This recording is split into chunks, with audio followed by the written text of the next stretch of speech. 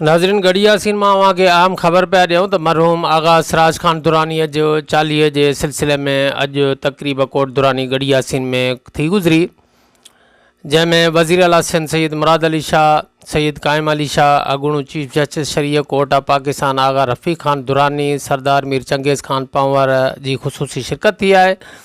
तक़रीब में deputy attorney general of Pakistan माहिर कानून एडवोकेट सैयद दुर्ममन शाह, ज़िले शिकारपुर के chairman Sardar Zulfiqar Khan Kamario, MNA Shahryar Khan Mahar, MPA Arif Khan महर, सरदार ज़ुल्फ़कार खान जेहो, सरदार निसार खान खखरानी, सरदार ज़ादा नजफ़ खान कमारियो जेके मदेजी टाउन जा चेयरमैन आहिनि, उन्हनि बि तक़रीब में ख़ुसूसी शिरकत कई। अव्हांखे ॿुधाईंदा हलूं त साईं ज़हीर शाह अमरोटी, साईं शोएब शाह अमरोटी बि तक़रीब में शरीक रहा, जॾहिं त समय सियासी समाजी अॻुवाणनि पिणु तक़रीब में शिरकत कई। अव्हांखे ॿुधायूं त सैयद अब्दुल कादिर शाह अमरोटी जेके अमरोट शरीफ़ UC जा चेयरमैन आहिनि, समाजी अॻुवाण इक़बाल ॾेथो, मीर आबिद खान भयो जेके पाकिस्तान पीपल्स पार्टी ज़िले शिकारपुर जा सदर आहिनि, अलहाज गौसबख्श खान महर जेके अॻूणा MNA आहिनि, माहिर कानून फ़तेह मोहम्मद बाबर शाह जिन पिणु तक़रीब में शिरकत कई।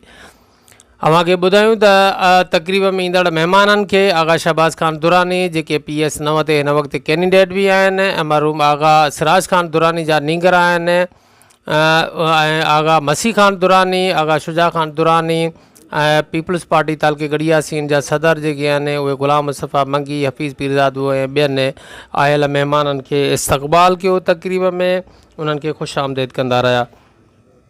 हीअ अहम तक़रीब जेका कोट दुरानी गढ़ी यासीन में मुनक़िद आहे, जेका मरहूम MPA आगा सिराज खान दुरानीअ जे 40 जे सिलसिले में तक़रीब मुनक़िद थियल आहे।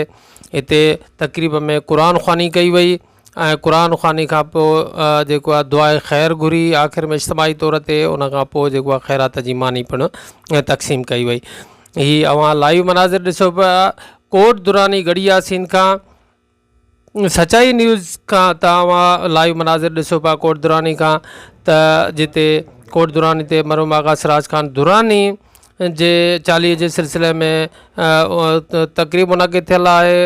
आगा साहब जे ईसाले सवाब जे लाइ ख़ैरात जो इंतज़ाम कयो वियो, जॾहिं त तक़रीब में अव्हांखे ॿुधायां त आख़िर में दुआए ख़ैर खां पोइ मरहूम जे नींगर आगा शहबाज़ खान खे दस्तार पिणु हस्बे रिवायत पराई वई, ख़ानदान जी पग, ऐं असां सम्झूं था पिया त इहा हिकु सियासी बि पग हूंदी ऐं ख़ानदानी बि पग। अव्हांखे ॿुधाईंदा हलूं त हिन वक़्तु PP ज़िले शिकारपुर जा जनरल सेक्रेटरी आहिनि ऐं ज़िले शिकारपुर जा चेयरमैन आहिनि सरदार ज़ुल्फ़कार खान कमारियो, उहे तक़रीब में पहुता आहिनि, जेके आगा रफ़ीक खान दुरानी सां ऐं सैयद दुर्ममन शाह सां हथ मिलाए रहिया आहिनि।